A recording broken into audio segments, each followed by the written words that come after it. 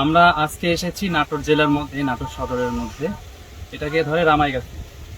রামাইগাছিতে আমাদের একটা কাঙ্ক্ষিত ভাইয়ের কাছে আমরা চলে এসেছি।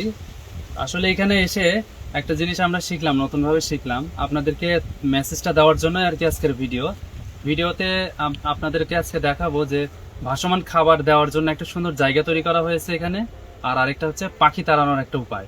এই দুইটা জিনিস আপনাদের কাছে আজকে শেয়ার করব। তো আগে আমাদের চাষি ভাইকে আমরা একটু পরিচয় করিয়ে দিই। আসসালামু আলাইকুম। ওয়ালাইকুম আসসালাম রাহমাতুল্লাহ। ভালো আছেন? জি আলহামদুলিল্লাহ ভালো আছি। আপনি ভালো আছেন? আলহামদুলিল্লাহ। একটু নাম আর হচ্ছে আপনার যেখানে জি, পুকুরটা একটু যদি বলতেন জি, আমাদের আমি কাছে। মোহাম্মদ নুরুল নবী। হুম। তো এইটা এলাকা ধরে আমাইগাছি, হ্যাঁ। আমাইগাছি ধরে আমাইগাছি টিটি কলেজের দক্ষিণে। তো পুকুরটা আমার নেওয়া হয়েছে আর কি, শখের বসে নেওয়া হয়েছে আর কি, লিজ নেওয়া, যদি আমার ক্রয়কৃত না। হুম হুম হুম। হ্যাঁ, লিজ নিয়েছি। আচ্ছা, তো লিজ নেওয়ার পর যেহেতু আমি গত বছর 2-3টা ধাক্কা খেয়েছি, অবশ্য পুকুরে একটু কাদা যুক্ত আছে, হুম। সেই কারণে একটু অক্সিজেন মাঝে ফিল করতো। যাই হোক, অনেক ট্রিটমেন্ট দেওয়ার পর, অনেক প্রচেষ্টার কারণে আল্লাহ দিলে মোটামুটি হয়তো 5-6 মাস ধরে ইনশাল্লাহ আর গ্যাস হয় না। আচ্ছা, আর আচ্ছা। দ্বিতীয়ত একটু পাখির একটু টর্চারিং ছিল।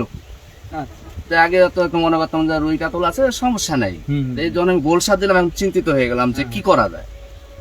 তখন চিন্তা করলাম যে পাখির তাড়ানোর ব্যবস্থা করতে হবে, কারণ এত দূরে লম্বা, ওখান থেকে তো তাড়াই করা যায় না, ডেকে ডেকে। জলকরটাও অনেক বড়। হ্যাঁ, লম্বা জায়গাটা। হুম।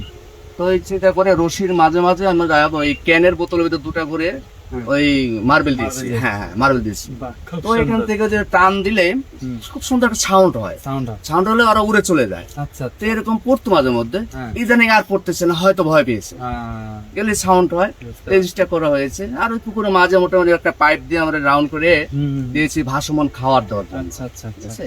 যাতে খাওয়াটা অপচয় না হয়, ভেসে ভেসে যদি সাইডে চলে যায়, খাওয়াটা অপচয় হয়। অনেকে এটা খাবার দিয়েছি। অনেকে খাবার দেয় হচ্ছে নৌকা করে, গোটা পুকুরে রাউন্ড করে খাবারটা দেয়, না, আর আপনি এক জায়গাতে খাবারটা দিচ্ছেন। এটা ভালো লাগলো, ওটা অপচয় হয়। আর ডোবা খাওয়াটা আমি ওই নষ্ট করি না, আমি যে হ্যাঁ। ট্রে করছি, ট্রে করতেন। ট্রে করে যে ওই ট্রে টান দিয়ে নিয়ে আসি।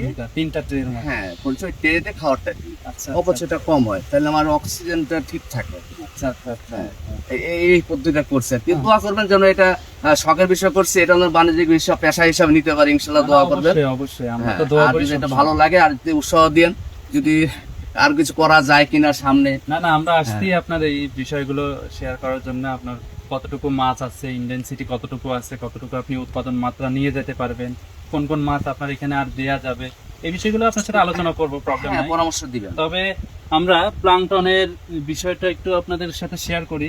আমরা এখানে প্লাঙ্কটন দেখলাম, আলহামদুলিল্লাহ। উনি পোকা মারার যে বিষগুলো দেওয়া লাগে, এই বিষগুলো দিয়েছিলেন। মোটামুটি কতদিন আগে? 35 দিন হবে। হ্যাঁ, 35 দিন হবে। 35 দিন হবে। তো অন্যান্য জায়গার থেকে এই বছরে এই জায়গাটায় আমি এসে দেখলাম যে ভালো লাগলো আর কি, ভালো লাগা কাজ করে যখন পুকুরের প্রাকৃতিক পরিবেশগুলো ভালো থাকে।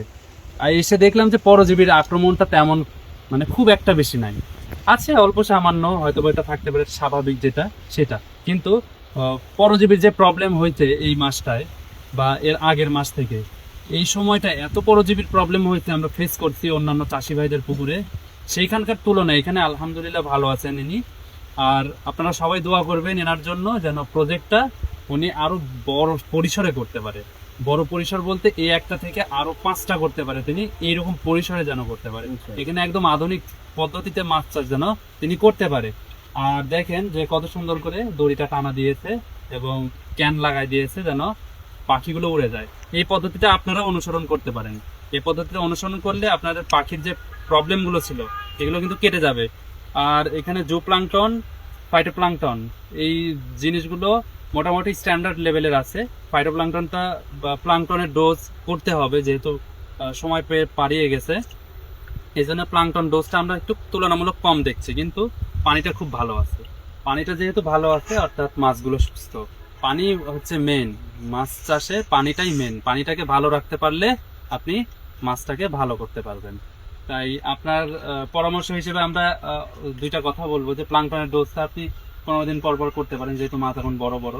খাবারটা আপনি সম্পূরক খাবারটা দিচ্ছেন, কিন্তু ওরা তুলনামূলক কম খাবে, কারণ 2.5 কেজি 3 কেজির উপরে যে মাছগুলো আছে এটা একটু কম খাবার খাবে সম্পূরক, ওরা প্রাকৃতিক খাদ্যটা বেশি খাবে। যে এতদিন তো ঠান্ডা ছিল, শীত ছিল, এই কারণে আমি প্যালান্টন তো করিনি, যে ওরা খায় কম, ওটা দিয়ে আমার পার্শ্ব প্রতিক্রিয়া হতে পারে। আচ্ছা। এখন যেহেতু শীত কেটে গেছে, হুম। এখন আশা আছে ইনশাল্লাহ আবার সামনের ডোজগুলো পুরোপুরি আমি করবো, আচ্ছা। এই চিন্তা ভাবনা আমার আছে। Thank you. তো আমরা আবার দেখতে পাচ্ছি যে আপনার রান্না বাড়া করার একটা জায়গা আছে, তো আমরা একটু দেখাই রান্না করার জিনিসগুলো।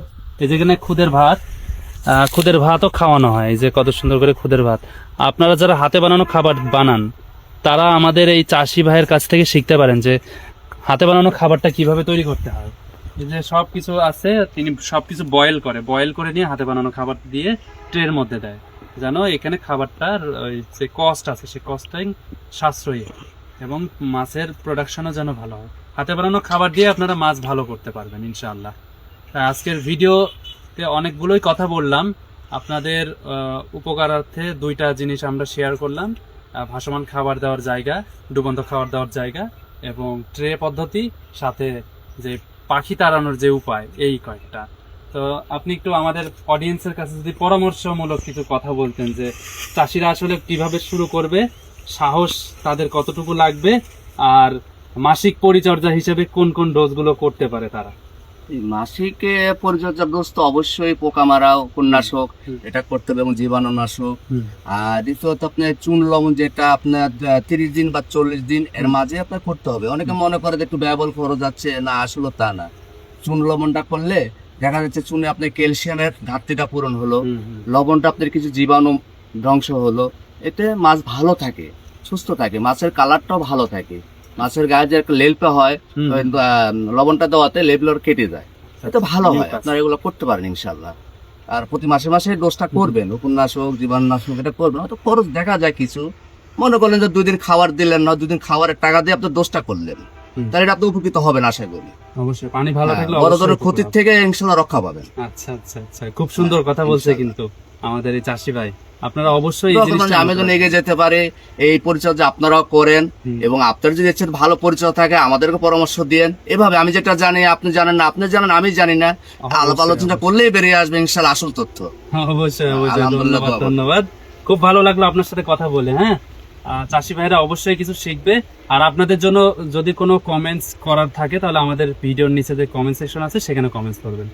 ধন্যবাদ, সবাই ভালো থাকবেন। আজকের মতো এই পর্যন্ত শেষ করছি। আসসালামু আলাইকুম।